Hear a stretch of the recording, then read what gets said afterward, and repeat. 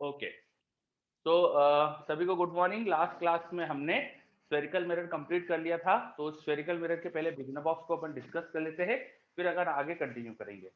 तो beginner box 2 मैं मेरे पास ओपन कर लेता हूँ, अब आपके पास ओपन कर लीजिए और आप आपका डाउट बताते जाइए, तो अपन डिस्कस करते जाएंगे।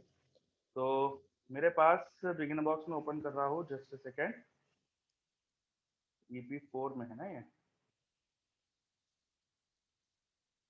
ओके, तो बिगिनर बॉक्स 2 पे आ जाते हैं हम। स्फेरिकल मिरर बिगिनर बॉक्स 2, ये रहा बिगिनर बॉक्स 2 मेरे पास, ठीक है।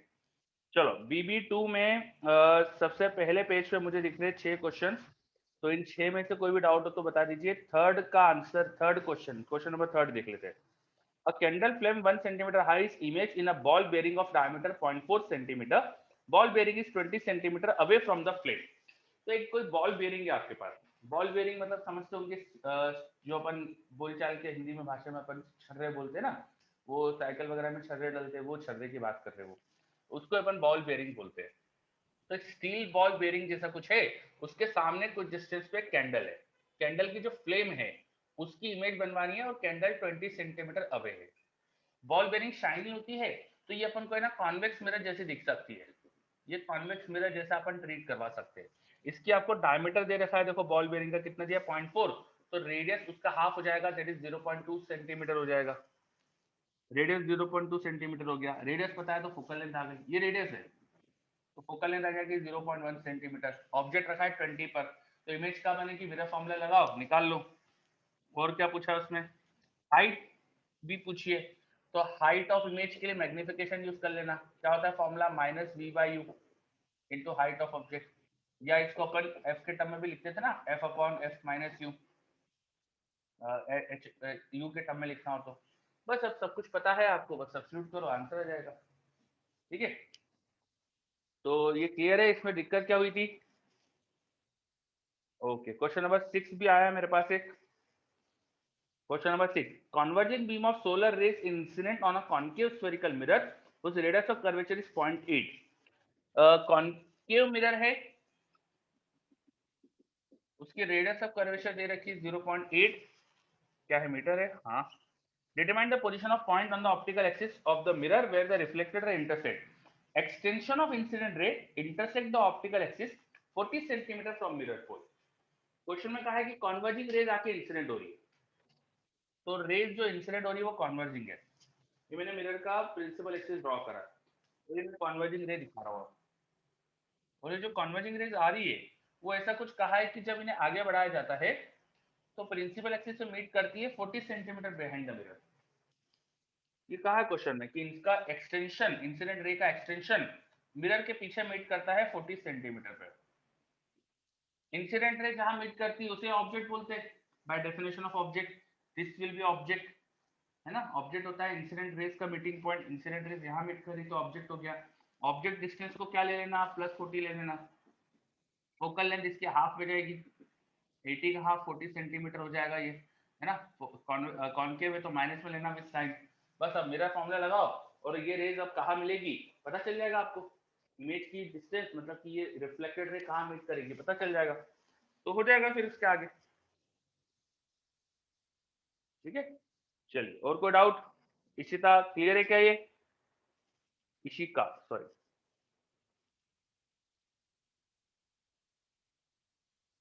Is this clear? Yes, very good. फिर आगे बढ़ते, और बताइए 13 तक और कोई डाउट? क्वेश्चन नंबर 13 तक। 12th आया मेरे पास एक डाउट, 12th, क्वेश्चन नंबर 12 देखते हैं। The distance of an object from a spherical mirror is equal to focal length of mirror. एक ऑब्जेक्ट की स्फेरिकल मिरर से डिस्टेंस फोकल लेंथ के बराबर है। देन द इमेज, अब अगर मिरर कॉन्केव हुआ और उसके सामने रियल ऑब्जेक्ट रखा है, तो मिरर के आगे रखा होगा, वहीं पर फोकस होता है। कॉन्केव मिरर में आगे फोकल लेंथ के डिस्टेंस पे फोकस आता है, तो उसकी इमेज तो इन्फिनिटी पे होगी। पर अगर कॉन्वेक्स मिरर हुआ तो क्या होगा?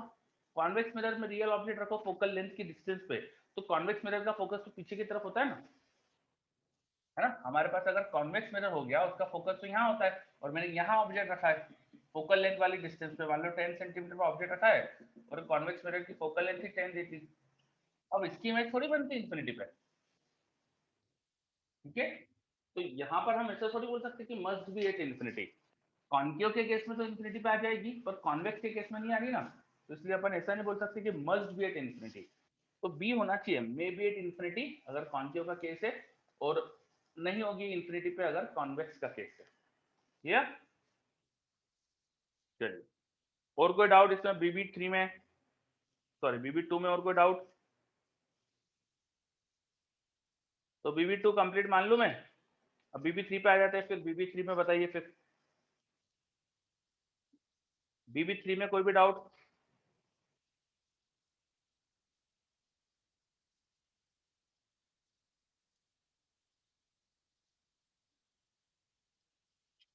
बताइए बीबी 3 में कोई डाउट है? 11th आया मेरे पास एक अंश का, फिर 8th आया है, चलो 8th और 11th करते हैं अपन। Question number 8, which of the following refer to a spherical mirror do does not depend on whether the rays are paraxial और नॉट। अच्छा, इनमें से कौन सी चीज पेरिक्सल पे डिपेंड नहीं करती? तो पोल तो डिपेंड नहीं करता है, देखो पोल मिरर का सेंटर पॉइंट देते हैं अपन, फोकस डिपेंड करता है, रेडियस ऑफ कर्वेचर डिपेंड नहीं करती, प्रिंसिपल एक्सिस डिपेंड नहीं करता, तो एक ही चीज है फोकस जो डिपेंड करता है पेरिक्सल पे, बाकी तीन चीजें पेरिक्सल है या नहीं इस पर डिपेंडेंस नहीं होती है ना, तो ये 8 हो गया। उसका 11 10 10 देखते हैं। क्वेश्चन 10 में दिया है particle goes in circle of radius 2 centimetre, concave spherical mirror of focal length 20 cm is placed with its principal axis passing through center of circle and perpendicular to plane। तो एक कोई पार्टिकल है जो एक circle में घूम रहा है ना, और सर्कल का जो एक्सिस है वही तुम्हारे मिरर का प्रिंसिपल एक्सिस है। मिरर कुछ ऐसे रखा हुआ है कि मिरर का प्रिंसिपल एक्सिस इस axis of your circle, mirror को जैसा रखा हुआ है कि मिरर का जो प्रिंसिपल एक्सिस है वो सर्कल का एक्सिस है, तो ऐसा नहीं लगेगा कि पार्टिकल जब यहाँ है तो उसकी कुछ हाइट हो गई, जितनी रेडियस है उतनी हाइट हो गई, प्रिंसिपल एक्सिस से उतनी हाइट हो गई, है ना। तो हाइट ऑफ ऑब्जेक्ट से अब अपन हाइट ऑफ इमेज निकाल सकते हैं, ये प्रिंसिपल एक्सिस को मैंने एक्सटेंड करके दिखाया, इमेज की हाइट क्या है कि वो निकाल सकते हो अगर हाइट ऑफ ऑब्जेक्ट पता है,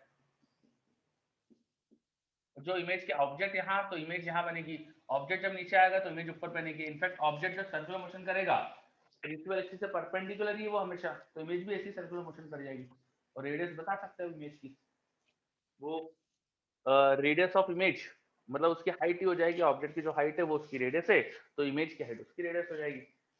आ रहा है समझ में ये? क्वेश्चन नंबर 10, बोलिए कोई डाउट?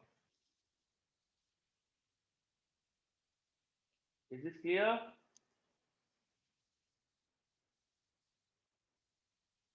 या ओके, चलिए फिर एक क्वेश्चन और आया मेरे पास 11, क्वेश्चन नंबर 11, क्वेश्चन नंबर 11 तो एफ थीटा करना है और थीटा को रेडियन में लेना बच्चों, है ना। कॉन्केव मिरर के सामने सन सन है, सन की जो एंगल बन रहा है मिरर पे वो दे रखा है अपन को 1 डिग्री, तो कोई इंफिनिटी पे ऑब्जेक्ट है, सन बहुत दूर होता है ना, इंफिनिटी पे ऑब्जेक्ट है, उसका एंगुलर साइज दे रखा है, उसका एंगल जो मिरर पे बन रहा है वो थीटा, तो उसकी इमेज फोकल प्लेन पे बनती है, इसका साइज एफ थीटा होता है, ये अपन ने पढ़ा था, तो F theta should be your answer, focal plane में इमेज का size will be F theta.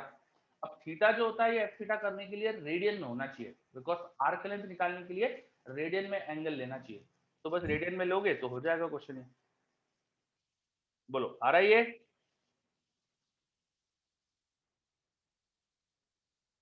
किसका डाउट था? गगनदीप, गगनदीप क्लियर है क्या? ओके, चलो मुझको भी क्लियर है, गगनदीप आपको? गगनदीप को भी क्लियर है, ठीक है, वेरी गुड, है ना। तो अगेन एक चीज और कहूंगा सभी बच्चों को कि क्लास में अटेंटिव रहिए, जब भी मैं पूछूं कुछ आ रहा है तो यस, नहीं आ रहा है तो नो, प्रॉपर रिप्लाई करिए, ठीक है ना। जितना ज्यादा आप मुझे बताओगे क्या हो रहा है तो उतना ज्यादा अच्छे से ऑनलाइन क्लास रही अपनी, ठीक है। चलो, is there any other doubt in this beginner box? और कोई डाउट है तो बता दीजिए, अदरवाइज फिर अपन आगे की थ्योरी कंप्लीट करते। चलो आई थिंक कि सबको ही क्लियर है, फिर तो अपन आगे कंटिन्यू करते। तो लास्ट क्लास में हमने रिफ्रैक्शन जस्ट स्टार्ट कर रहे थे, है ना, थोड़ा सा अपन ने रिफ्रैक्टिव इंडेक्स क्या होता है ये पढ़ा था, तो उसको आगे कंटिन्यू करते हैं। एक क्वेश्चन से स्टार्ट करते हैं, चलो लिखो क्वेश्चन, नोट करिए क्वेश्चन।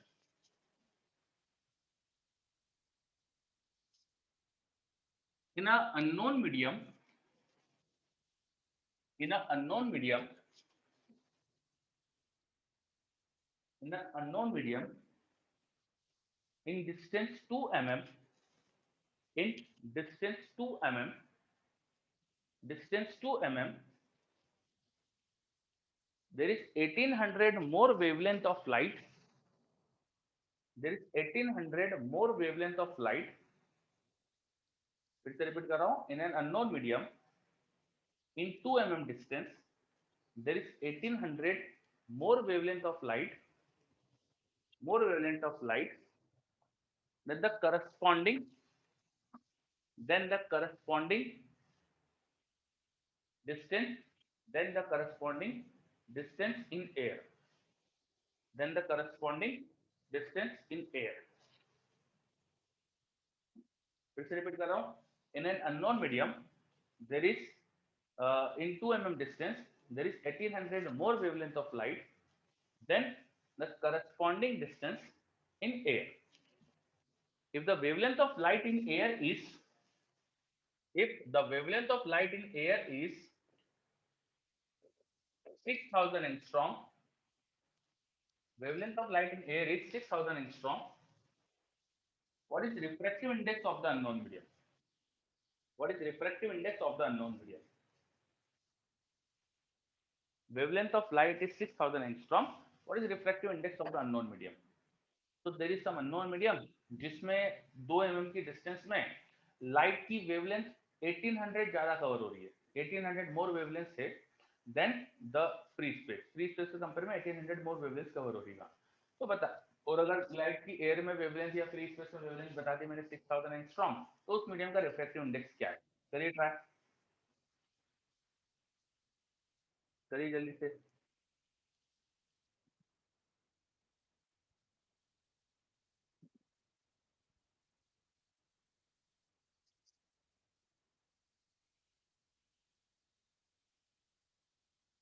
सर 10/13। 10/13 आपको यस सर। तरह की एक से छोटा आ रहा है। तो छोटा आ रहा है। हाँ, तो ऐसा कैसे होता है? लाइट की स्पीड फ्री स्पेस से ज्यादा थोड़ी होती किसी में।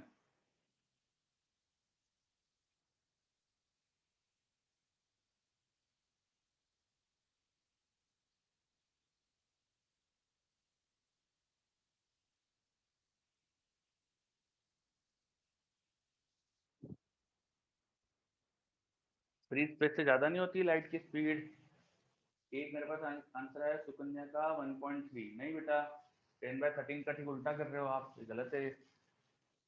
थोड़ा तो और अच्छे से सोच के करो,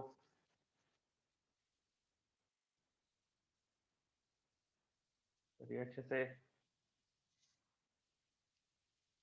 क्वेश्चन समझना यहाँ पे इंपॉर्टेंट है बहुत। दिया क्या है? ये आसान क्वेश्चन।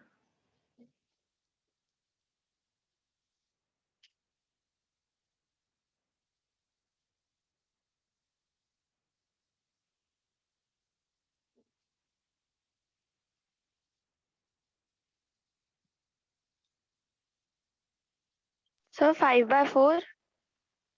5/4 नहीं, 1.25 तो नहीं है।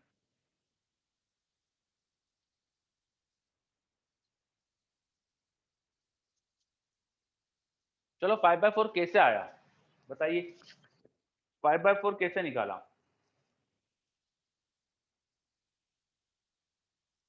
सर पहले वेवलेंथ ऐड करी थी मीडियम के लिए, अभी माइनस कर दी। हाँ, ऐसा थोड़ी, कुछ लॉजिक से तो सोचो, कुछ करो, दिमाग लगा के करो थोड़ा। मैंने कहा क्वेश्चन समझना है, ऐसा इतना एकदम से कुछ भी थोड़ी कर देना है। लैंग्वेज समझने की कोशिश करो क्या दिया है, ठीक है।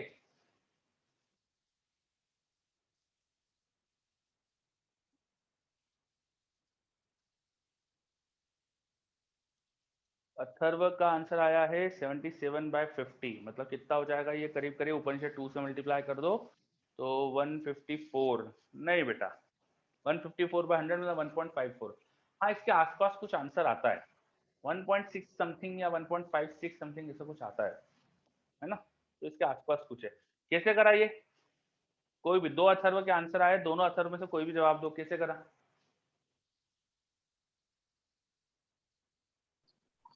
सर पर हाँ, 2 mm में जितने वेवलेंस ओरिजिनल फ्री वैक्यूम में आएंगे उतने पहले कैलकुलेट किए। अच्छा, मतलब ओके, कहने का मतलब क्या है, उतने कैलकुलेट करें, मतलब क्या है? मतलब सर हाँ, पर पर 2 mm को 6000 एंगस्ट्रॉम से डिवाइड किया है, यानी 2 mm हाँ, में जितने पर फ्लो होंगे हाँ, बिल्कुल वेवलेंस सही। उतने और उसमें 1800 ऐड कर दिए। हाँ, तो ये और मीडियम फिर में होना उस चाहिए, है ना? बिल्कुल सही करा। चलो, कोई मीडियम है, मीडियम में लाइट की वेवलेंथ कम हो जाती है, मीडियम में लाइट की वेवलेंथ कम हो जाती है, तो फ्री स्पेस में लाइट की वेवलेंथ ज्यादा थी, फ्री स्पेस में लाइट की वेवलेंथ ज्यादा थी, और मीडियम में लाइट की वेवलेंथ कम हो जाती है। तो यहाँ देखो, लाइट की वेवलेंथ कम करके दिखाई है मैंने।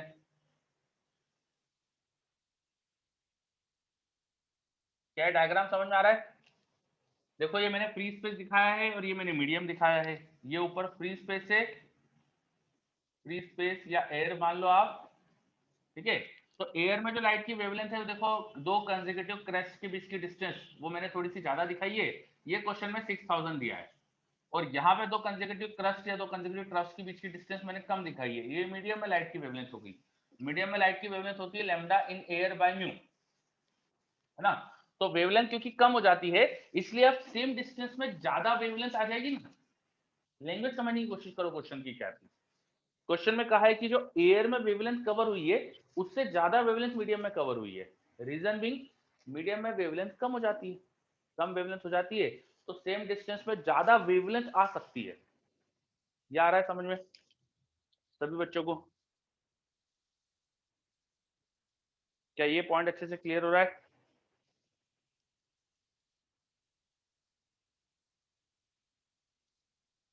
Yes sir. ठीक है, चलो। तो अगर ये पॉइंट नहीं, तनिष्क को डाउट है, तनिष्क देखो क्या करा है मैंने। एयर में जो वेवलेंथ होगी लाइट की वो ज्यादा होगी, मीडियम में कम होगी, इसमें कोई डाउट? ये तो एग्री करना चाहिए आपको शायद, है ना, क्योंकि अपन ने पढ़ा ही है। Tanish, is this point clear कि एयर में लाइट की वेवलेंथ ज्यादा होगी और मीडियम में कम होगी?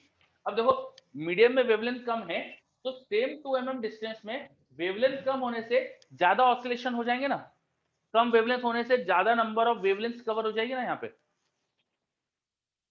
ये आ रहा है क्या? वेवलेंथ रिड्यूस हो चुकी है, तो आपको एक ट्रफ से दूसरे ट्रफ के बीच में कम डिस्टेंस चलना पड़ेगा। तो कम डिस्टेंस चलने की वजह से अब ये पास पास आ गई, सारी वेव्स को थोड़ा सा क्लोज कर बना दिया मैंने। तो सेम 2 mm डिस्टेंस में, ये डिस्टेंस वही 2 mm है जो ऊपर थी, अब ज्यादा ऑसिलेशन से ज्यादा वेवलेंथ कवर होगी। तो यहाँ 2 mm में वेवलेंथ कितनी कवर होगी? 2 mm distance upon lambda in medium. भाई, एक वेवलेंथ में लेमडा डिस्टेंस कवर होती है, तो 2 mm में कितनी वेवलेंथ कवर होगी? 2 mm बाय लेमडा कर देंगे, and this is 1800 more than the same distance में कितनी एयर में वेवलेंथ कवर हुई थी। तो इसको ऐसा लिख सकते हैं अपन, लेमडा इन मीडियम को आप चाहो तो lambda in air by mu substitute कर सकते हो, और लेमडा इन एयर तो क्वेश्चन में दिया हुआ है आपको, लेमडा इन एयर क्वेश्चन में 6000 एंगस्ट्रॉम दिया हुआ है, तो याद रखना वो एंगस्ट्रॉम है, उसको ना सही सही डाटा पुट करना है। ये 2 mm है और लेमडा इन एयर को 6000 एंगस्ट्रॉम पुट कर देना, बस इसे सॉल्व करिए, you will get your answer. तो 1.54 ऐसा कुछ आंसर सर आता है। 300/154 है। 300/154। अच्छा, एक मेरे पास जवाब आ रहा है 300/154, तो सब कुछ सही से करना। तो एक मेरे पास जवाब आया 300/154, नहीं ये तो 1.5 से कम हो जाएगा, ये गलत है, 1.5 से ज्यादा आंसर आता है, ठीक है, तो ये गलत था। चलो सही से कर लेना, अराउंड 1.5 से थोड़ा बड़ा 1.56 ऐसा कुछ, 1.54 कुछ आंसर आता है, ठीक है। चलो, आ रहा है समझ में क्वेश्चन ये? अब करना क्या आगे, कैलकुलेशन तो कर सकते हो ना, छोड़ दो आप पे कैलकुलेशन, क्या मैं चलेगा? कैलकुलेशन आप पे छोड़ दो ना?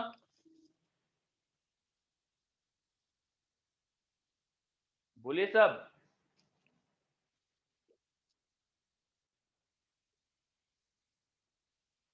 चलो, हर्षवर्धन तो बोल रहा है यस, ठीक है, ओके। तो बाकी बच्चे कैलकुलेट करके देखिएगा, है ना। इसका आंसर 1.56 ऐसा कुछ होता है, 1.5 से थोड़ा बड़ा आंसर आता है, ठीक।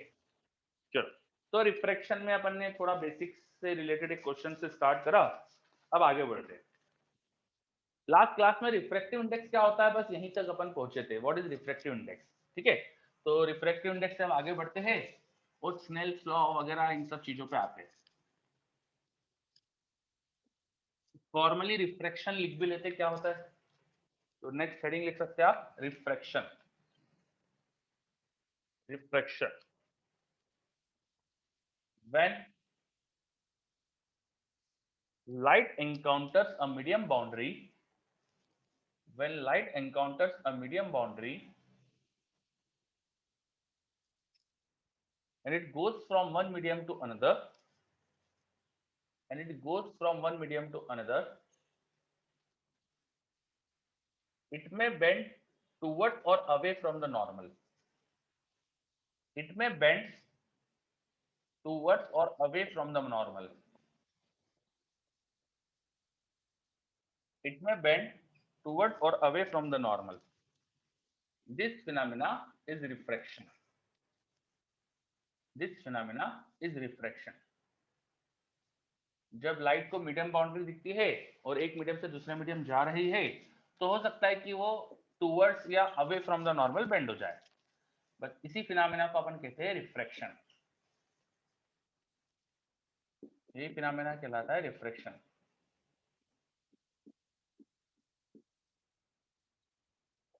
अगर लाइट रे एक रेयर मीडियम से डेंसर मीडियम जाती है, जिस मीडियम का रिफ्रैक्टिव इंडेक्स कम होता है उसे बोलते हैं रेयर, जिसका ज्यादा होता है उसे डेंसर।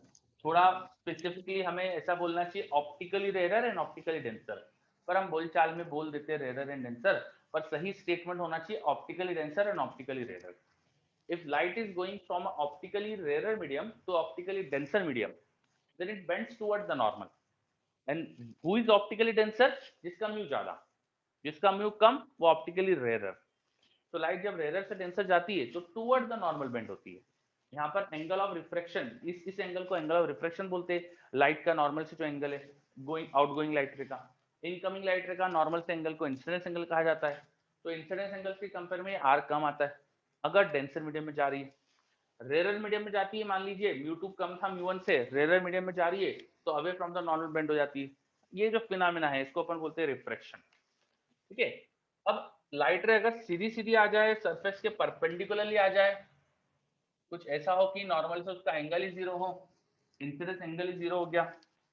इंसिडेंस एंगल अगर जीरो है तो रिफ्रैक्शन का एंगल भी जीरो ही रहता है, वो सरफेस के नॉर्मली चली आती है, चाहे कुछ भी म्यू का रिलेशन हो।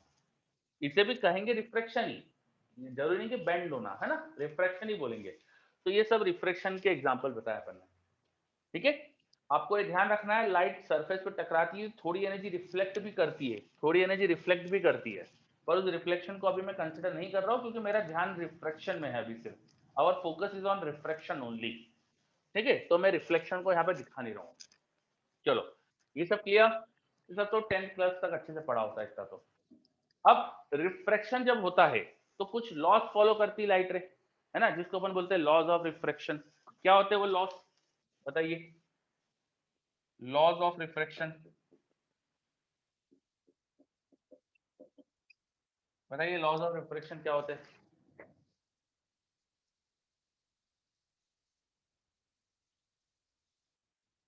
एनीवन, जल्दी से बताइए laws of refraction.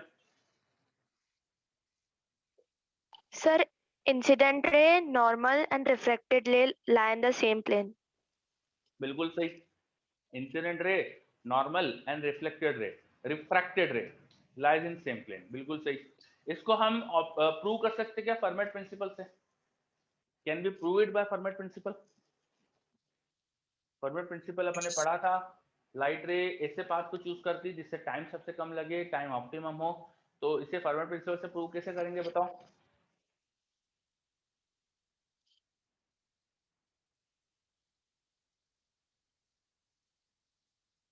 Minimum time in same plane, बिल्कुल सही, है ना। मेरे पास अनिश का जवाब आया है कि अगर लाइट को एक पॉइंट से दूसरे पॉइंट जाना है, किसी एक मीडियम में एक पॉइंट से दूसरे मीडियम में दूसरे पॉइंट जाना है, ठीक है। तो अगर वो इन पॉइंट्स वाले प्लेन में ही चलेगी तो उसे टाइम कम लगेगा। मान लो कि यहाँ से पहले वो उधर के जाएगी एंगल पे, फिर वहां से सरफेस से टकरा कर फिर ऐसे एंगल पे वापस आए, तो उसे टाइम ज्यादा ही लगने वाला है, डेफिनेट बात है ये तो अगर वो इसी प्लेन में मूव करेगी तो टाइम कम होगा, इसलिए अपन बोलते हैं कि वो एक ही प्लेन में होना चाहिए, इंसिडेंट रे, रिफ्रैक्टेड रे, normal at the point of incidence. तो पहला लॉ तो अपन बहुत आसानी से बता सकते हैं, ठीक है। दूसरा लॉ भी होता है कुछ रिफ्रैक्शन का, मुझे बच्चों ने जवाब दिया है स्नेल्स लॉ, मुझे बच्चों ने बताया स्नेल्स लॉ। तो लॉ ऑफ रिफ्रैक्शन में पहला पॉइंट होता है कि सेम प्लेन में होते हैं, और दूसरा पॉइंट होता है स्नेल्स लॉ। स्नेल्स लॉ क्या बोलता है, जिस मीडियम में लाइट आ रही थी इनटू वहां पे जो इंसिडेंस एंगल है उसका साइन इक्वल होना चाहिए दूसरे मीडियम का रिफ्रैक्टिव इंडेक्स μ2 इनटू वहां के एंगल ऑफ रिफ्रैक्शन का साइन। किसी मीडियम का म्यू इनटू वहां पे नॉर्मल के साथ जो एंगल है उसका साइन इक्वल टू होना चाहिए दूसरे मीडियम का म्यू इनटू वहां पे नॉर्मल के साथ जो एंगल है उसका साइन। इसे बोलते हैं स्नेल्स लॉ। तो स्नेल्स लॉ फॉलो करेगी राइट रे, ये हमारा सेकंड लॉ हो गया, ठीक है, ये हमारा सेकंड लॉ हो गया। इसे प्रूव कैसे करें, अब फर्मा प्रिंसिपल से इसे प्रूव करते हैं अपन, है ना। पहले तो ये नोट कर लीजिए स्नेल्स लॉ क्या होता है और मिनिमम सेम प्लेन में चलती है, दो लॉ लिख लीजिए, फिर प्रूफ देखते हैं इसका अपन। स्नेल्स लॉ का प्रूफ देखते हैं बाय फर्मेट प्रिंसिपल, ठीक है।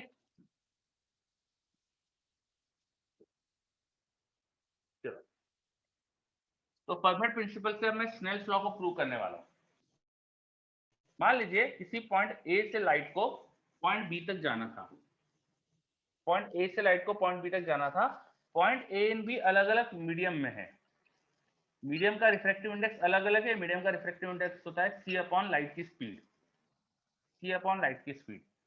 तो मीडियम 1 में लाइट की स्पीड v1 थी, मीडियम 2 में लाइट की स्पीड v2 थी, ऐसा मैंने मान लिया, ठीक है। ए पॉइंट जो था वो सरफेस से कुछ हाइट पर है, ए पॉइंट की कुछ हाइट मान लेता हूं मैं, चलो h1। बी पॉइंट भी सरफेस से कुछ डेप्थ पर है, उसकी डेप्थ मान लेता हूं h2।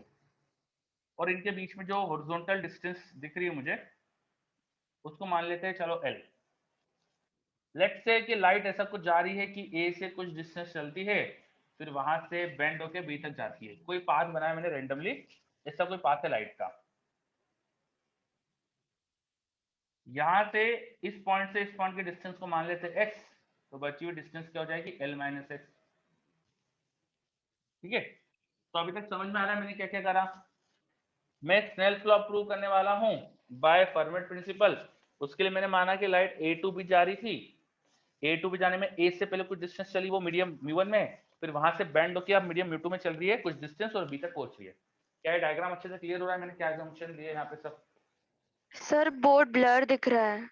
जो बोर्ड ब्लर है यस बाकी sir, yes sir. Yes, Aarush का मेरे पास जवाब आ रहा है क्लियर है।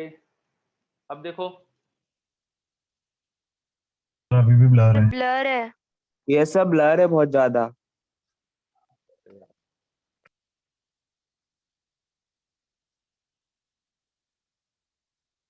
कुछ बच्चों का मेरे पास रिप्लाई आ रहा है क्लियर है, कुछ बच्चे बोल रहे हैं कि ब्लर है, तो थोड़ा सा हो सकता है कि आपके वहां सर आप नेट, सही है। हाँ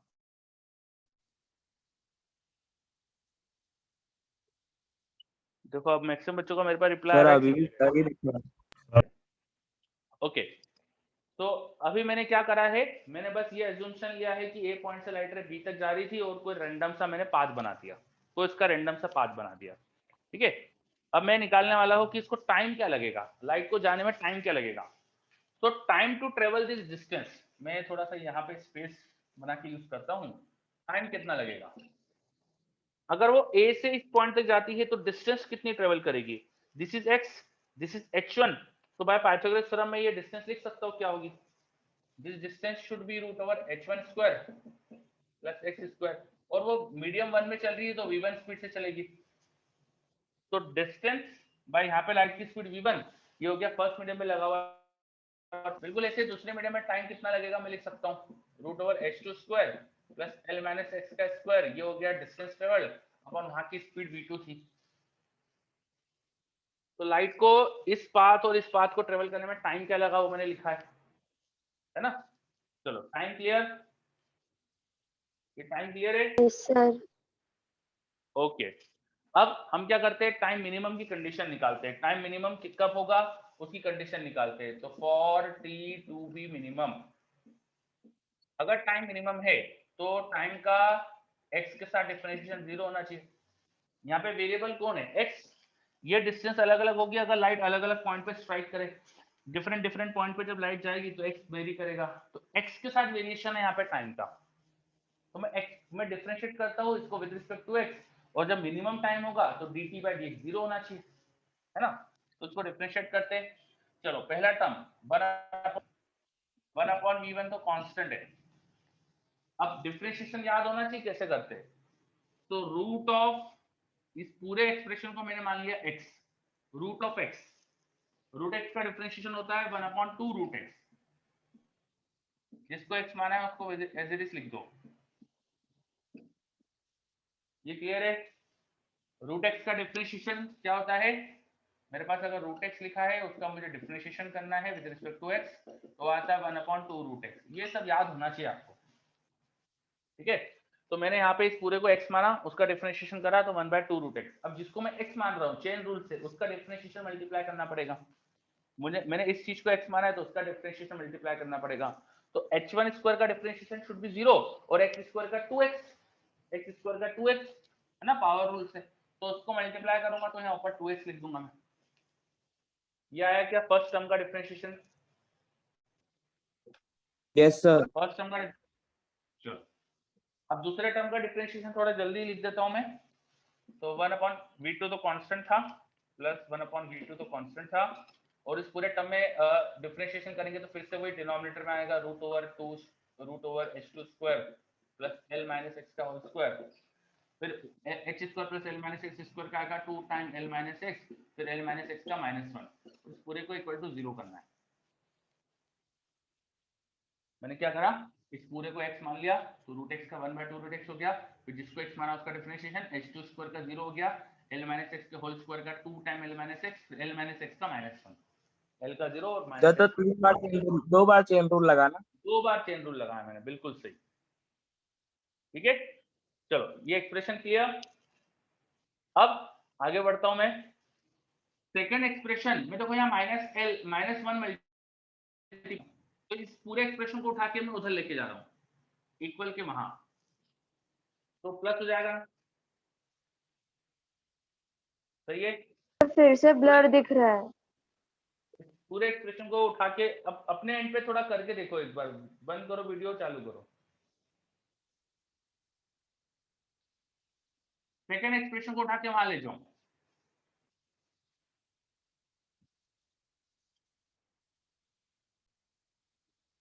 चलो तो अब आगे बढ़े।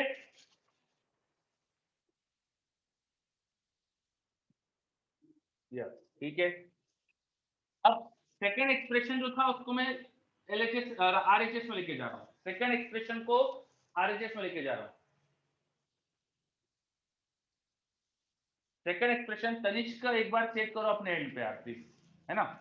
सेकंड एक्सप्रेशन को RHS में लेके जा रहा हूँ मैं। उसको अगर मैं RHS में लेके जाऊंगा तो बस ये माइनस साइन यहाँ का हट जाएगा। तो मैं एक काम करता हूँ ना, ये पूरा एक्सप्रेशन वहां लिखना है मुझे, तो मैं इक्वल यहाँ लगा देता हूँ और ये माइनस हटा देता हूँ, ठीक है। तो मैं उसको RHS में लेके चला गया। अब जो जो कैंसिल हो रहा है वो कर दो। एक तो देखो ये 2 से 2 कैंसिल हो गया, इधर भी ये 2 से 2 न्यूमरेटर डिनोमिनेटर में कैंसिल हो गया, कर देते है ना। यहाँ पे एक्सप्रेशन क्या बचा, 1 by v1 into x upon this expression. Now ध्यान दीजिए, what is this x and what is this hypotenuse, इनका रेशियो है, देखो वो x और इस हाइपोटेन्यूस का रेशियो है। तो अगर इस एंगल को i कहूं मैं तो ये एंगल भी i होना चाहिए, और sin i की वैल्यू लिखी है बेसिकली वो। आप अगर ध्यान से देखें, this x upon this expression is sin i। अगर मैं इसको i ले लूं तो ये भी i होगा, and x upon this hypotenuse is sin i, ठीक है। सिमिलरली इस एंगल को अगर मैं r ले लूं तो ये भी r होगा, और ये वाला length l minus x upon this hypotenuse will be sin r। ये दिख रहा है ट्रायंगल में, this length is l minus x is equal to angle के सामने वाली साइड है परपेंडिकुलर है, और ये हाइपोटेन्यूस r के अलोंग वाली साइड, ये 90 के सामने वाली साइड हाइपोटेन्यूस, ठीक है। So this length upon this length is sin r। चलो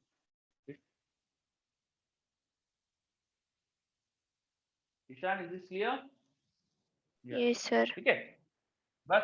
तो x upon this is sine i, और ये लिखा है sine r, 1/v2 into sine r. मैं दोनों साइड c से मल्टीप्लाई कर सकता हूँ, तो कर देते c से मल्टीप्लाई। c से मल्टीप्लाई कर सकता हूँ ना दोनों साइड, c से मल्टीप्लाई करा यस तो मुझे सर। क्या दिखने, ये क्या है, म्यू c बाय v1 मतलब refractive index. Mu one, mu one sin i equal to mu two sin r, hence Snell's law is proved. हमने प्रूव कर दिया कि टाइम को मिनिमम लगने की कंडीशन जो है वो है स्नेल्स लॉ। मतलब लाइट अगर मिनिमम टाइम में ट्रेवल करेगी तो स्नेल्स लॉ फॉलो करते हुए जाएगी, तो स्नेल्स लॉ फॉलो होगा, ये प्रूव कर दिया हमने। ठीक है, तो सेकंड लॉ ऑफ रिफ्लेक्शन हमने प्रूव कर दिया। Is this clear? Yes, okay, बच्चों का रिप्लाई आ रहा है मेरे पास, यस, वेरी गुड। ठीक है, तो हमने लॉ ऑफ रिफ्रैक्शन पढ़े। लॉ ऑफ रिफ्रैक्शन में फर्स्ट लॉ होता है कि incident light, refracted light and normal, ये तीनों सेम प्लेन में होते हैं। और सेकंड स्नेल्स लॉ, ये दोनों अपन ने प्रूव कर दिया। चलिए, फिर हमने रिफ्लेक्शन को वेक्टर फॉर्म में लिखा था ना, अब इसको भी वेक्टर फॉर्म में लिख के देखते हैं, है ना। तो मेरे पास थोड़ा स्पेस है तो मैं लिख देता हूं। मान लीजिए इंसिडेंट लाइट का unit vector is i cap, normal का unit vector is n cap, और रिफ्रैक्टेड लाइट का unit vector is i cap, r cap. मैंने 3 यूनिट वेक्टर लिखे हैं। इंसिडेंट लाइट का unit vector i cap, normal का unit vector n cap, refracted light का unit vector r cap. क्या ये तीनों चीजें क्लियर है ना? अब 3 वेक्टर अगर एक ही प्लेन में होते हैं, 3 वेक्टर अगर सेम प्लेन में होते हैं, तो उनका ट्रिपल प्रोडक्ट 0 आता है ना, हमने पढ़ा था क्लास में। तो फर्स्ट लॉ को अपन लिख सकते हैं कि आई एन, सेकेंड,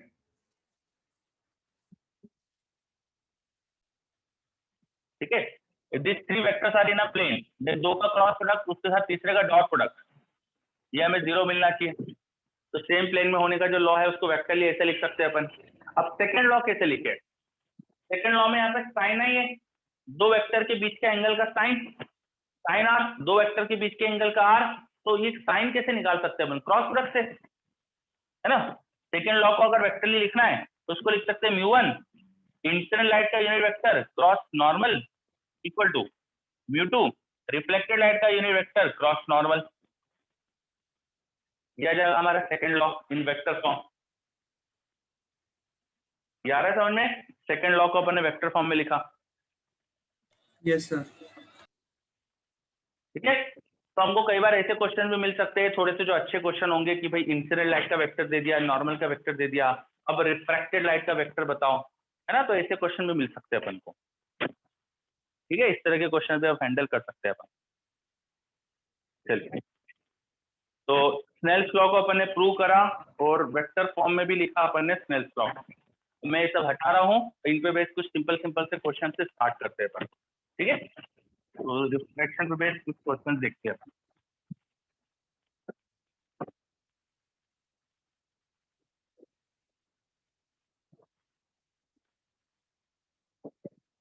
चलो, पहले अपन इजी क्वेश्चन से स्टार्ट करेंगे।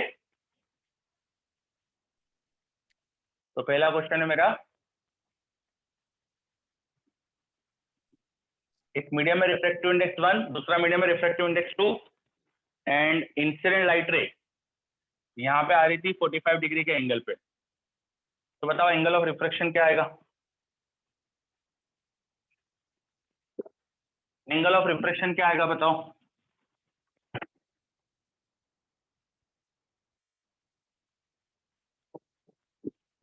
पहले आसान क्वेश्चन से चालू कर रहे हैं अपन। एंगल ऑफ रिफ्रैक्शन क्या आएगा बताइए?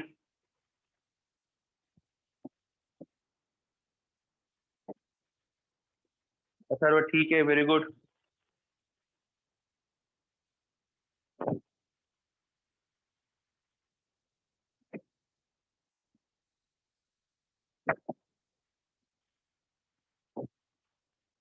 यस गगनदीप, ठीक है।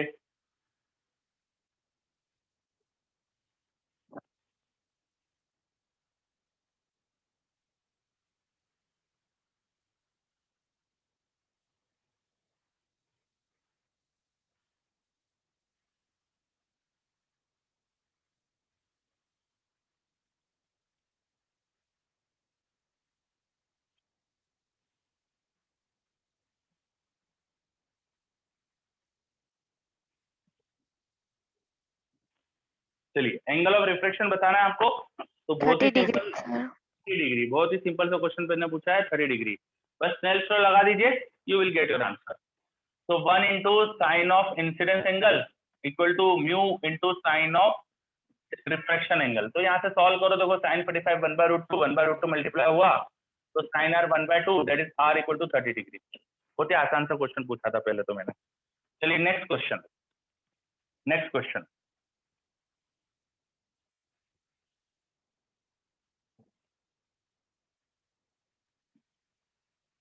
देयर इज अ स्लैब, यहाँ पर म्यू इक्वल टू 1 है, यहाँ म्यू इक्वल टू 1.5 है, और यहाँ म्यू इक्वल टू 2 है। देयर इज अ स्लैब जिसमें मैंने रिफ्रैक्टिव इंडेक्स दे दिया आपको। ये पैरेलल सरफेसेस है, ये दोनों सरफेसेस बिल्कुल पैरेलल है, ठीक है। एक लाइट रे म्यू इक्वल टू 1 के मीडियम में, म्यू इक्वल टू 1 के मीडियम में आ रही है, और उसका एंगल ऑफ इंसिडेंस जो है वो 45 डिग्री है। एंगल ऑफ इंसिडेंस 45 डिग्री है, एंगल ऑफ इंसिडेंस 45 डिग्री है।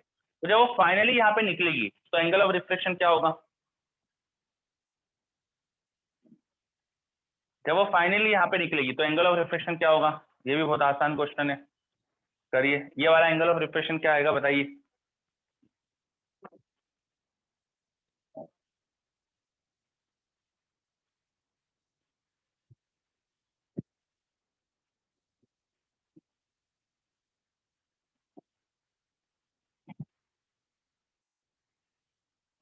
चलिए अथर्व बिल्कुल सही।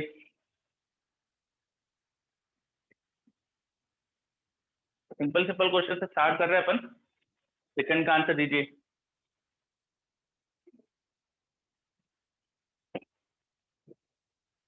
बिल्कुल सही, सभी बच्चों का। सुकन्या आपका भी सही है।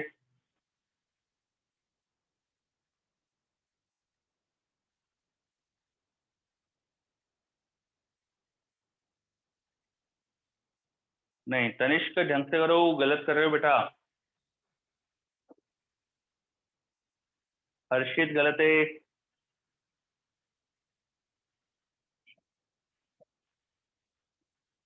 देखिए, if this angle is suppose theta, तो यहाँ का एंगल भी थीटा आएगा ना। अगर यहाँ पे एंगल थीटा बोलता हो तो यहाँ पर भी थीटा ही होगा ना।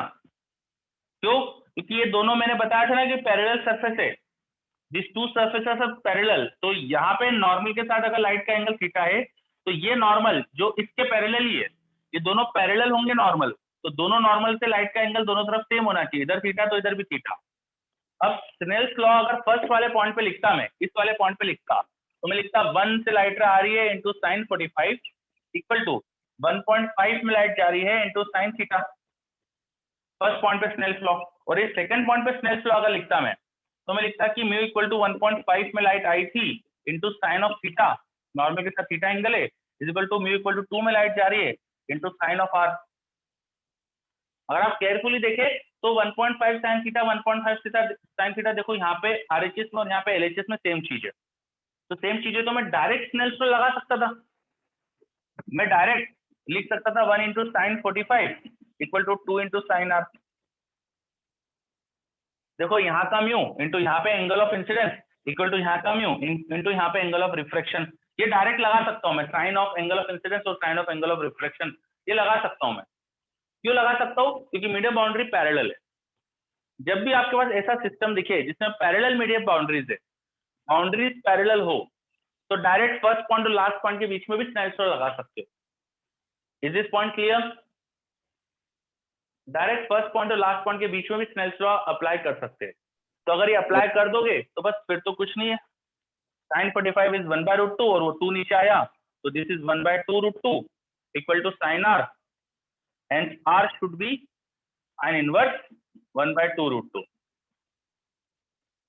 ये बहुत काम का कॉन्सेप्ट है बच्चों। डायरेक्ट स्नेल्स लॉ फर्स्ट और लास्ट पॉइंट के बीच में लगा सकता हूं अगर मीडियम बाउंड्री पैरेलल हो। मीडियम बाउंड्री अगर पैरेलल है तो हम ये कर सकते हैं। चलिए, तो ये याद रखना, ये कई जगह पे अपन यूज करेंगे इसे, ठीक है। एक और क्वेश्चन करते हैं रिफ्रैक्शन का ही।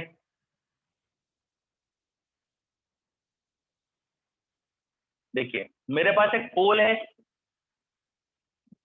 एक पोल है इसकी हाइट है कुछ सपोज 1 मीटर, 1 मीटर की हाइट है, 1 मीटर की इसकी हाइट है।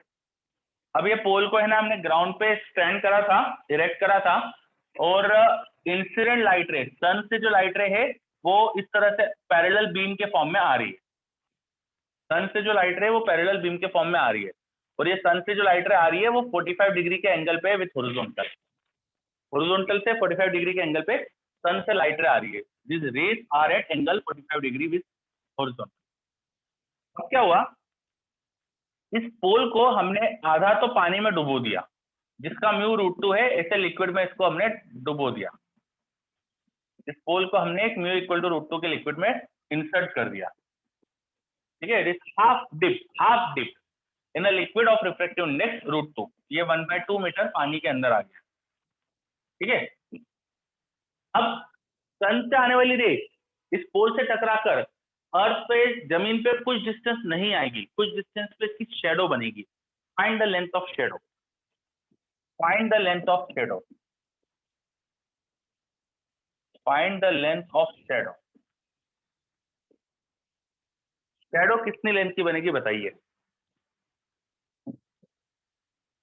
चलो तनिष्क मुझे पूछ रहा है कि सर यदि सिर्फ फर्स्ट पॉइंट पे स्टेंसो लगाया तो गलत क्यों आया। बेटा मैंने पिछले क्वेश्चन में ये वाला एंगल पूछा था, यहाँ का एंगल पूछा था, यहाँ वाला, तो ये वाला एंगल निकालना पड़ेगा आपको। आप फर्स्ट इक्वेशन से साइन थीटा निकालो, वो साइन थीटा यहाँ सब्स्टिट्यूट करो, फिर साइन आर निकालो। तो मैंने पूछा जो था वो सही निकालोगे तो सही आएगा। तनिष्क आ रहा है क्या?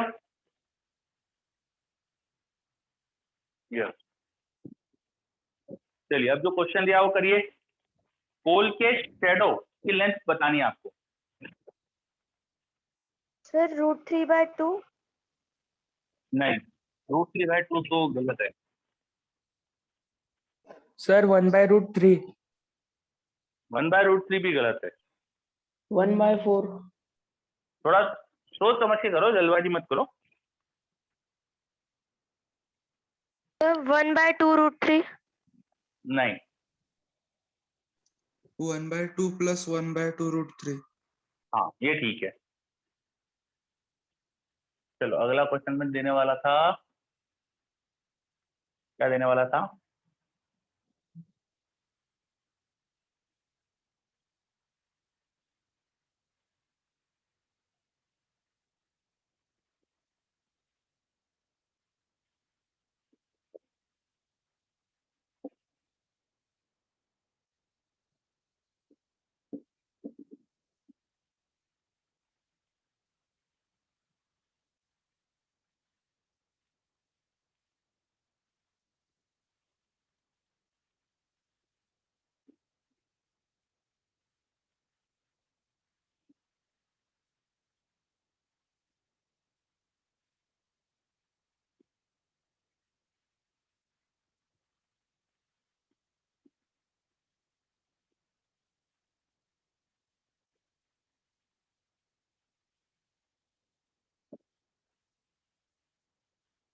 चलो नेक्स्ट क्वेश्चन भी बनाया है मैंने यहाँ पे, करिए try.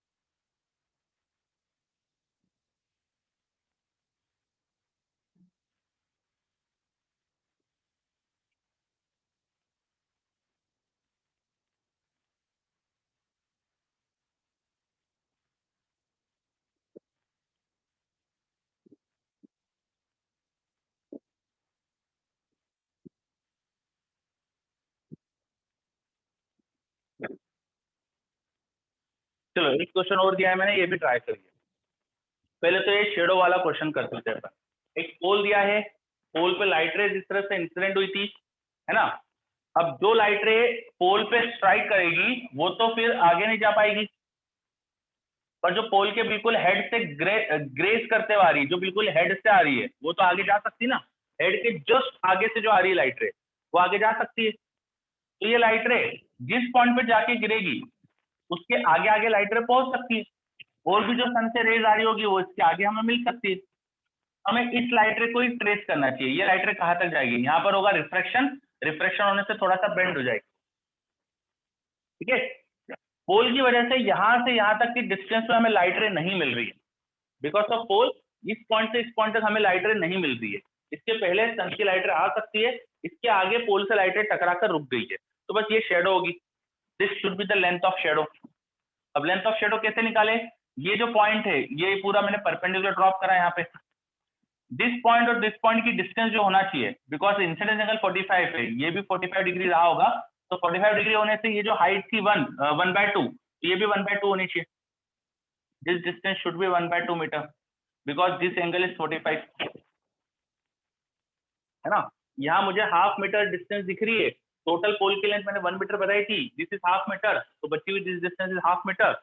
If this is half, this should be half, because 45 degree का एंगल है, तो ये तो हाफ मीटर डिस्टेंस आ गई। उसमें मुझे ये एक्स्ट्रा लेंथ ऐड कर दो तो मेरा काम हो जाएगा।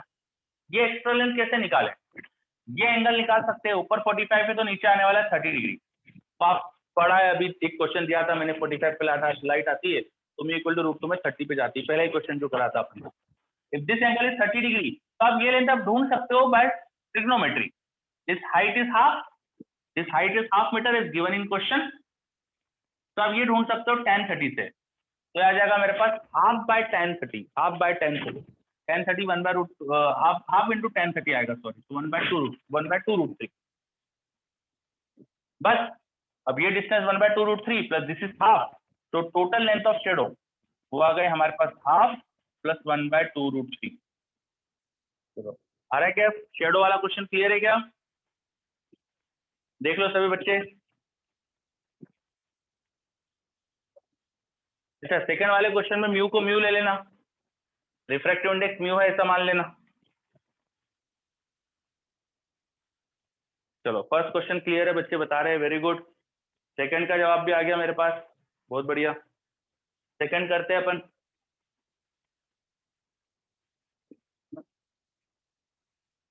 क्वेश्चन नंबर सेकंड, ये डिस्टेंस ए बी कैलकुलेट करना है। लाइट रे एक पॉइंट पे इंसिडेंट हुई थी, वहां से कुछ डिस्टेंस ट्रेवल करके वो बाहर इमिट हो रही है। लाइट रे एक पॉइंट पे इंसिडेंट हुई थी, वहां से कुछ डिस्टेंस ट्रेवल करके बाहर जा रही है, तो ये डिस्टेंस क्या होगी आपको कैलकुलेट करना है। कैसे हो रहा है ये डिस्टेंस कैलकुलेशन, यहाँ पे लाइट रे फॉल कर रही है, मिरर पे रिफ्लेक्ट हो रही है, फिर वापस आ रही है ना। तो अगर हम स्नेल्स लॉ लगा दे तो हम ये वाला एंगल ढूंढ सकते हैं थीटा। एंड थीटा अगर नोन हो गया, this theta is known, this will be also theta, this will be also theta, है ना। यहाँ से परपेंडिकुलर ड्रॉप करा तो ये मिडिल पॉइंट जो सी आएगा, डिस्टेंस AC निकाली जा सकती है। Distance AC upon this distance which is T, upon this distance which is T should be tan theta, ठीक है। ध्यान दीजिएगा, distance AC upon this distance which is T should be tan theta, और theta निकाल लिया मैंने तो ये AC मिल जाएगा, और AC आ गया तो उसी का डबल होगा क्योंकि सिमेट्री है, तो BC भी सेम आएगा, तो AB डिस्टेंस जो होना चाहिए वो 2AC आना चाहिए। Distance AB should be 2AC, और AC कितना था, T इंटू tan थीटा, और tan थीटा ढूंढ सकते हो आप, sin थीटा पता है तो यहाँ स्नेल्स लॉ लगाओ, हम लिखेंगे 1 into sine I should be mu into sine of theta, तो ऐसे थीटा आ जाएगा। देखो हमारे पास साइन थीटा को अपन लिख देंगे साइन आई बाय म्यू, और साइन थीटा पता है मुझे tan थीटा लिखना है, तो tan थीटा क्या होता है, परपेंडिकुलर अपॉन बेस। परपेंडिकुलर मुझे दिख रहा है साइन आई है, और बेस हो जाएगा हमारे पास √ओवर हाइपोटेनस का स्क्वायर माइनस परपेंडिकुलर का स्क्वायर। तो ये उठा के वहां सब्स्टिट्यूट करो तो you will get your answer. तो ये आ रहा है 2t into sine i whole thing divided by √ओवर mu square minus sine square i. ये आ रहा है हमारे पास डिस्टेंस जो पूछा गया था। ये देख लीजिए अच्छे से, क्या है, क्लियर हो रहा है। सर ये AB = 2AC कैसे आया? AB = 2AC कैसे आया, बेटा ये थीटा है, इधर भी थीटा होगा, दोनों ही राइट एंगल ट्राइंगल है तो दोनों कॉन्ग्रुएंट हो गए, एक साइड कॉमन है उनकी, कॉन्ग्रुएंट हो गए तो डिस्टेंस इक्वल होगी, ये AC और ये भी BC पर है ना। चलो तो मेरे पास एक अथर्व का क्वेश्चन आ रहा है, थर्ड क्वेश्चन में कुछ दिक्कत है उससे। चलो थर्ड क्वेश्चन देखते हैं अपन।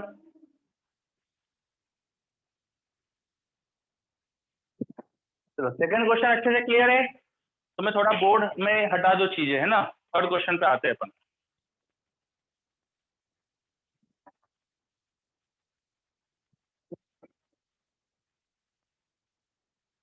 सेकंड क्वेश्चन पे हटा दूं मैं? No sir. हाँ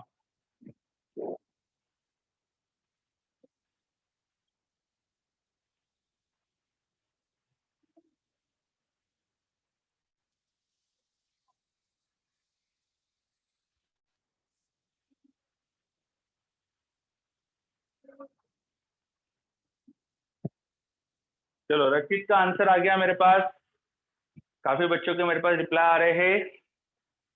और अथर्व आपने जो कहा वो थोड़ा सा गलत हो रहा है, अथर्व अच्छे से चेक करो। चलो देखते हैं अथर्व, चेक करते हैं। देखो ये सेकंड क्वेश्चन हटा रहा हूं मैं।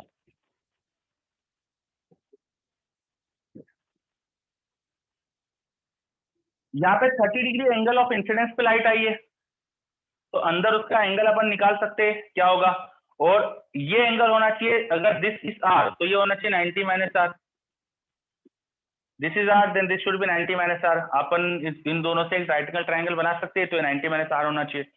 अब मैं आर क्या होगा ढूंढ लेता हूँ, ठीक है। इंसिडेंस हुआ था 30 डिग्री पे एयर से, तो 1 into sign 30 should be mu, mu है 1.2 इंटू साइन ऑफ आर, तो यहाँ से साइन आर क्या आ जाएगा, साइन 30 हाफ, हाफ और ये 1.2 मतलब 2.4 हो जाएगा, साइन आर इज 2.4, 1/2.4, तो ये 90 माइनस आर। अब ये एंगल क्रिटिकल से बड़ा है कि नहीं, मेरे पास कुछ बच्चों का रिप्लाई आ रहा है कि यार ये क्रिटिकल से बड़ा हो रहा है, चेक कर लेते हैं। यहाँ पे स्नेल्स लॉ अगर लगाए हम, तो अब सेकंड पॉइंट के लिए स्नेल्स लॉ लिखेंगे अपन, सेकंड पॉइंट के लिए तो लिखेंगे 1.2 से लाइट आई है into sine of incidence angle 90 minus r should be equal to, यहाँ के एंगल को कुछ और बोल देता हूँ मैं, इसको थीटा बोल देता हूँ, equal to 1 into sine theta, Snell's law से होना चाहिए सेकंड पॉइंट पे। अब 90 minus r is equal to cos r, तो sine theta is 1.2 into cos r. Cos r कैसे निकाले, साइन आर पता है तो कॉस आर कैसे लिख सकते हैं अपन, root over 1 minus sine square r, यहाँ से कॉस की वैल्यू निकाल सकते हैं अपन, तो root over 1 minus sine square r, इसका स्क्वायर करके सेपरेट कर दो, 1/2.4 का स्क्वायर, एलसीएम लेंगे तो आ जाएगा मेरे पास रूट ओवर 2.4 का स्क्वायर माइनस 1/2.4। देखो सही है क्या, ये सही लिखा है क्या मैंने?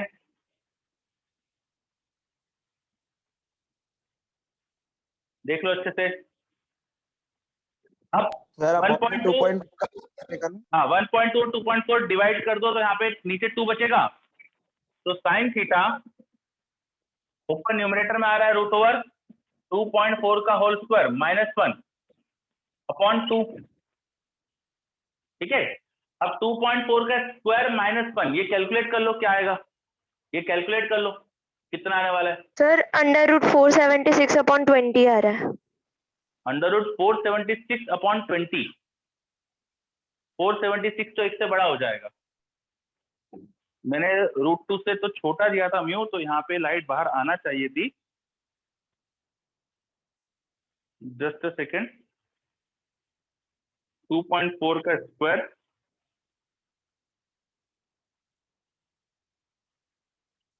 (5.76 माइनस 1), तो ये तो गलत हो रहा है, तो 4.76 का रूट तो बड़ा हो जाएगा। हाँ थोड़ी गलती हो रही है ना। म्यू अपन को क्या करना चाहिए था, यहाँ पे साइन सी और यहाँ पे भी 90 माइनस सी, 90 माइनस आर, दोनों सी से छोटे, थोड़ी सी मिस्टेक हो गई यहाँ पे, थोड़ी सी मिस्टेक हो गई, म्यू √2 से बड़ा देना चाहिए था शायद मुझको, म्यू अगर √2 से बड़ा होता ना तो फिर शायद हो जाता क्वेश्चन में, ठीक है। थोड़ा सा मेरे से एंगल वगैरह देने में गलती हो गई, तो यहाँ डेफिनेटली फिर TIR हो रहा है, TIR हो रहा है, है ना, ये देखो एक से बड़ा नंबर आ रहा है ना, तो साइन थीटा एक से बड़ा हो नहीं सकता, TIR हो रहा है बेसिकली यहाँ पे, तो दिस पॉइंट पे TIR हो रहा है। चलो क्लियर, आंसर हो गया नॉट पॉसिबल, थीटा होगा ही नहीं कुछ, it is not possible because TIR हो रहा है। TIR मतलब total internal reflection, total internal reflection. यहाँ पे जब एंगल बड़ा आ जाए ना, थीटा 1 से बड़ा आ जाए, फिर साइन थीटा 1 से बड़ा आ जाए, इसका मतलब एक्चुअली यहाँ पे TIR हो जाएगा, लाइटर रिफ्लेक्ट हो जाएगी। ठीक है, चलो क्लियर हो गया, आगे बढ़े। तो पुराना क्वेश्चन तो हटा देता हूं मैं, देख लो किसी को कुछ डाउट हो तो पूछ लो, जब तक मैं अगला क्वेश्चन दे रहा हूँ। Next question, I have a sphere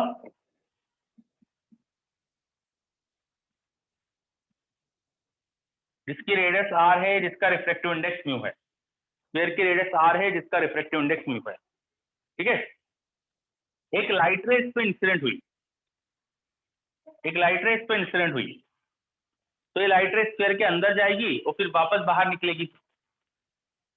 light रे इसके अंदर जाएगी फिर वापस बाहर निकलेगी, है ना। तो आपको बताना है कि लाइट रे इस पॉइंट ए से जब एंटर कर रही है और जिस भी पॉइंट से बाहर निकलेगी, जिस भी पॉइंट से बाहर निकलेगी, ठीक है, क्या पूछ रहे आपसे इसके अंदर,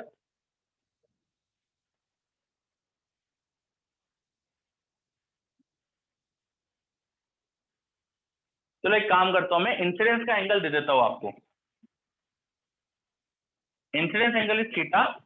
अब लाइट रे जिस भी पॉइंट से बाहर निकलेगी उसकी इंसिडेंट पॉइंट से डिस्टेंस क्या होगी। ये पॉइंट मैंने बताया ए, तो जिस भी पॉइंट से लाइट बाहर निकल रही है उसकी इंसिडेंट पॉइंट से डिस्टेंस क्या होगी, find it out. Find the distance of point of emergence from A. Light रे ए पॉइंट से एंटर कर रही है, ए से आ रही है, वापस इधर ए रे वापस बाहर निकलेगी, जिस भी पॉइंट से लाइट बाहर जाने वाली है उस पॉइंट की ए से डिस्टेंस क्या होगी, करिए।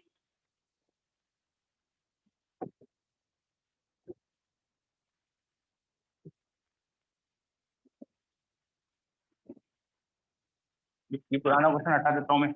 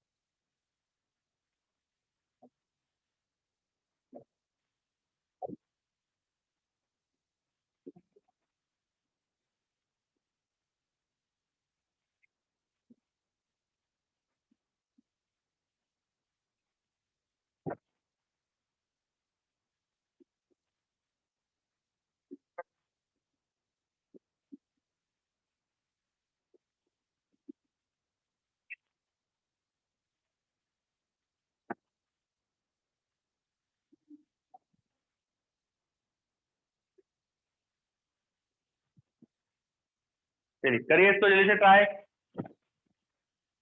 Find the distance of point of emergence from the point A. Atharva का आंसर आ गया, वेरी गुड अथर्व।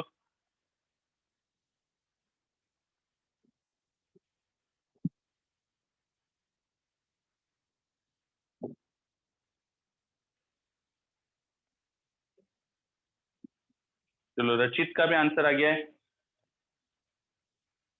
मैंने डाटा नहीं दिया है तो थोड़ा उस वेरिएबल के टर्म में आंसर आएगा, हो सकता है आपको टफ दिखे but it is not so tough, दिखने में लगेगा बस।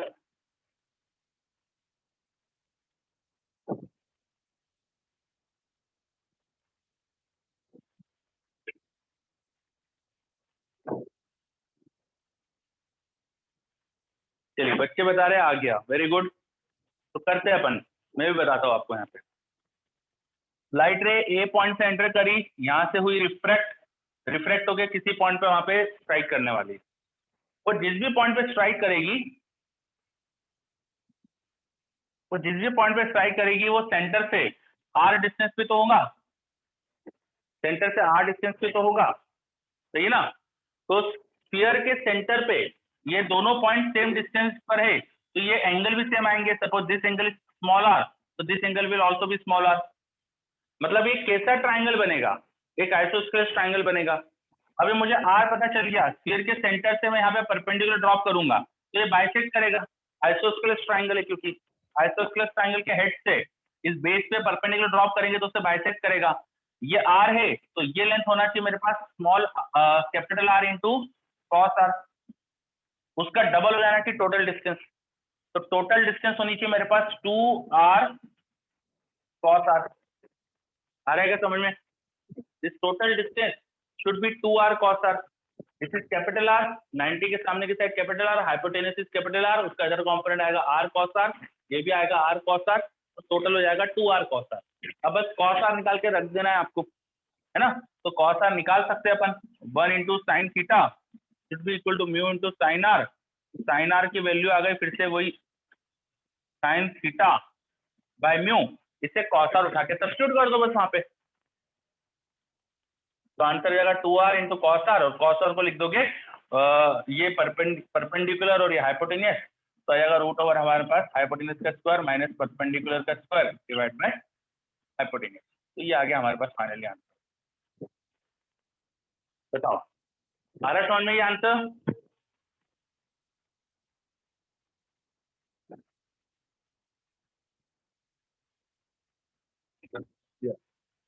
चलो अगले क्वेश्चन का अथर्व महाजन का तो आंसर भी आ गया, मैंने क्वेश्चन ही नहीं बताया था क्या था। अभी क्वेश्चन सुन लो सभी बच्चे। एक कंटेनर है, इस कंटेनर में एक है ना कंटेनर की हाइट h है और ये बेस की लेंथ भी h ही है। हम है ना कहीं से दूर से देख रहे, तो दूर से देख रहे थे तो हमें है ना पॉइंट A विजिबल था। जब हम एक डिस्टेंट पॉइंट से देख रहे थे तो हमें पॉइंट A विजिबल था, ठीक है। इस कंटेनर को दूर से कहीं देख रहे तो पॉइंट A विजिबल है, इसमें कुछ भरा नहीं है, खाली था। जब एम्प्टी था तब हमें पॉइंट A विजिबल था। अब मैंने इसे लिक्विड से फिल कर दिया 3h/4 हाइट तक, 3h/4 हाइट तक मैंने इसे लिक्विड से जिसका रिफ्रैक्टिव इंडेक्स म्यू है उससे फिल कर दिया। अब हमें सेंटर दिखने लग गया, with liquid P is visible. पहले पॉइंट A दिख रहा था पर लिक्विड से भरने के बाद मुझे सेंटर दिख रहा है। तो बताओ उस लिक्विड का रिफ्रैक्टिव इंडेक्स क्या है? जिस लिक्विड से इसे फिल करा उसका रिफ्रैक्टिव इंडेक्स क्या है? करिए। सर वो एच के टर्म में आंसर नहीं आएगा। मैंने सेंटर जो है वो ऑफकोर्स बेस का सेंटर है तो h/2 पे होगा यहाँ से, है ना। तो h/2 है, ये यूज कर सकते हो आप। r equal to h/2 use करके बताइए आंसर।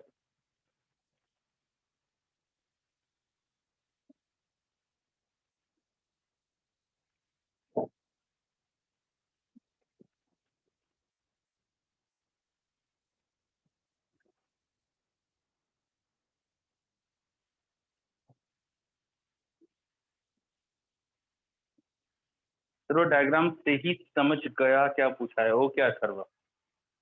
गुड अथर्व, अब सही है आपका आंसर। अथर्व बेंदेले।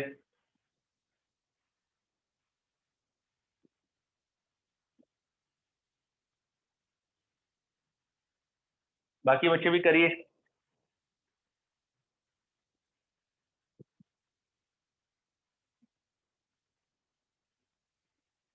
ईशान सही है बेटा।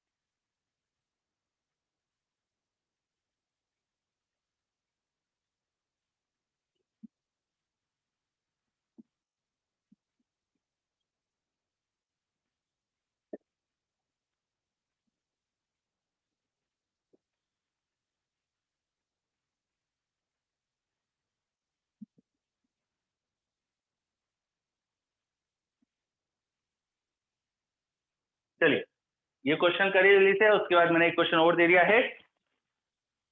क्वेश्चन फिर से रिपीट कर रहा हूँ कि क्वेश्चन दिया गया था, जब हम टेलीस्कोप या किसी बहुत डिस्टेंट पॉइंट से देख रहे थे तो हमें ये कॉर्नर वाला पॉइंट ए दिख रहा था, और यहाँ पे लिक्विड फिल करा अप टू 3h/4 हाइट, तो हमें सेंटर दिखने लग गया। सेंटर दिखने लग गया तो लिक्विड का रिफ्रैक्टिव इंडेक्स क्या है? लिक्विड का रिफ्रैक्टिव इंडेक्स क्या है? रचित बिल्कुल सही, गगनदीप बिल्कुल सही। तो कैसे करें इस क्वेश्चन को? पहले पॉइंट ए दिख रहा था, इसका मतलब ए से लाइट रे आपकी आईज में एंटर कर रही थी। पहले पॉइंट ए से आने वाली लाइट रे आपकी आंखों में एंटर कर रही थी, तो ऐसा कोई डायग्राम होना चाहिए था पहले। लेकिन बाद में अब सी से आने वाली लाइट रे आपकी आंखों में एंटर कर रही है। जो ए से आने वाली लाइट रे है वो तो अब यार रिफ्रैक्शन से बेंड कर जाएगी, और जो सी से आने वाली लाइट रे वो आंखों में आ जाएगी। ऐसा कोई डायग्राम होना चाहिए, ठीक है, ऐसा कोई डायग्राम होना चाहिए। ये मैंने पॉइंट ऑफ जो अपना लिक्विड की सरफेस है वहां पर मैंने पॉइंट ऑफ इंसिडेंस पे एक नॉर्मल ड्रॉ करा। नाउ हमें ये एच दिया था, ये भी एच दिया था, तो ये एंगल 45 रहा होगा। This is H, this is H, तो ये 45 रहा होगा। अब देखिए ये पूरी जो लाइन है यहाँ पर ये 45 डिग्री का रहा होगा एंगल। दिस इज 45, तो ये भी 45 ही होना चाहिए। वर्टिकल और हॉरिजॉन्टल से 45 का एंगल है यहाँ पे, तो यहाँ भी 45 होना चाहिए। फिर ये अंदर जो एंगल है वो ढूंढ सकते हो, अंदर जो एंगल है वो ढूंढा जा सकता है। कैसे? ये नॉर्मल को नीचे तक एक्सटेंड करो, ये 45 है, this height is 3h/4, this is sorry h/4, तो दिस शुड बी h/4। तो ये h/4 थी, because empty part of 3h/4 और ये h का डिफरेंस दैट इज h/4 का रहेगा, तो ये भी h/4, ये h/4, तो ये डिस्टेंस भी h/4 होनी चाहिए, बिकॉज सेंटर की यहाँ कॉर्नर से डिस्टेंस जो होनी चाहिए, ये कॉर्नर से डिस्टेंस वो h/2 की होनी चाहिए थी, तो ये h/4। ये अगर h/4 पता चल गया आपको, या हाइट 3h/4 पता है, तो इस एंगल का आप tan निकाल सकते हो। tan r should be h/4 upon 3h/4।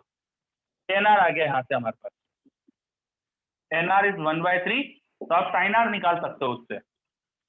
tan होता है परपेंडिकुलर अपॉन बेस, तो sin हो जाएगा परपेंडिकुलर अपॉन हाइपोटेनस, हाइपोटेनस हो जाएगा बेस का स्क्वायर प्लस परपेंडिकुलर का स्क्वायर।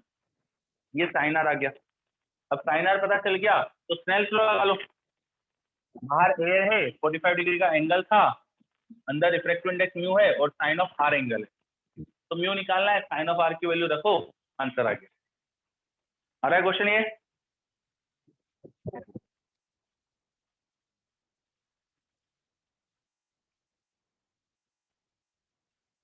देखिए सभी बच्चे, वो वाला क्वेश्चन आ गया सबका, √5 आंसर है उसका।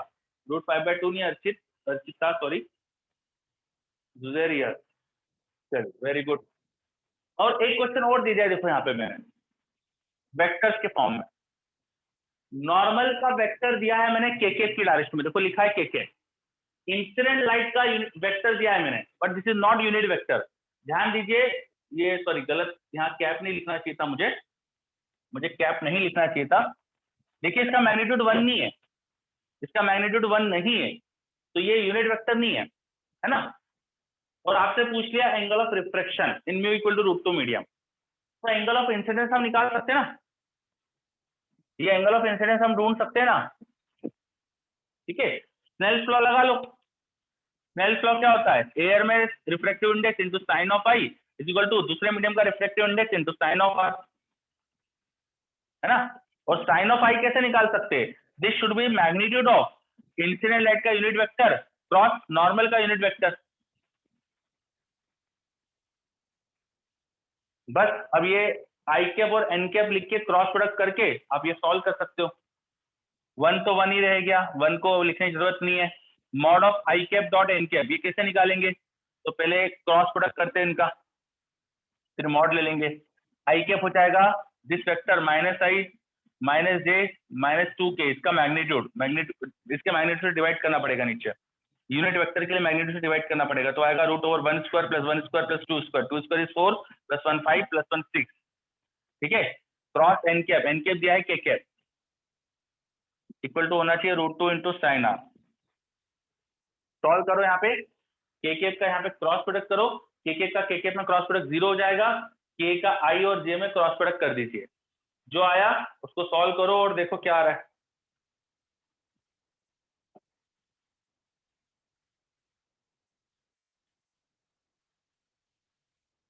चलो काफी अथर्व का एक आंसर बड़ा सा आया है। अथर्व मैंने यूनिट वेक्टर नहीं पूछा, मैंने सिर्फ आर पूछा है, एंगल पूछा है ना? तो आप वेक्टर फॉर्म में आंसर दे रहे हो, एंगल बताना है। चलो अथर्व महाजन का आंसर आ गया arc sine of sine inverse arc sine 1/√3। तो देख लेते हैं, इसको सॉल्व कर लेते हैं। के केप का आई केप में क्रॉस प्रोडक्ट करेंगे तो आई जे के क्रॉस आई है ना, यहाँ पे क्रॉस प्रोडक्ट में साइन, उसका साइन रूल का ध्यान रखना। आई जे के,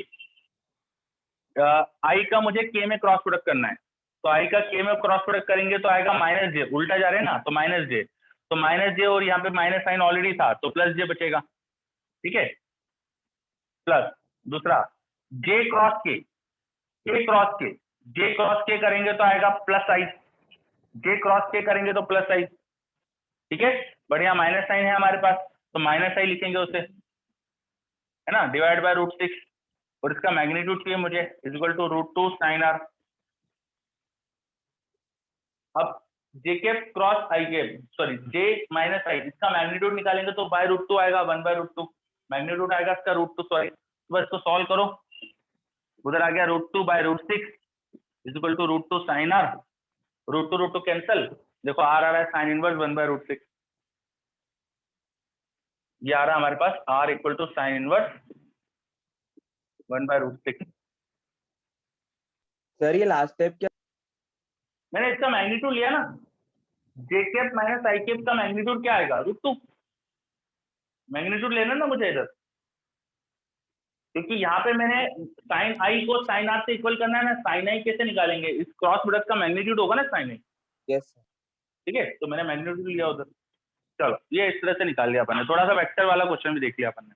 तो अपन ने रिफ्रैक्शन से रिलेटेड कुछ बेसिक क्वेश्चन करे हैं, अभी अपना एको लेक्चर है उसके अंदर अब हम एपरेंट डेप्थ और उससे रिलेटेड क्वेश्चन पे आएंगे, ठीक है, तो ये सब चीजें क्लियर। चलिए तो let us take a break, अब भी एक ब्रेक ले लीजिए, उसके बाद फिर अपन आगे की चीज कंटिन्यू करते हैं।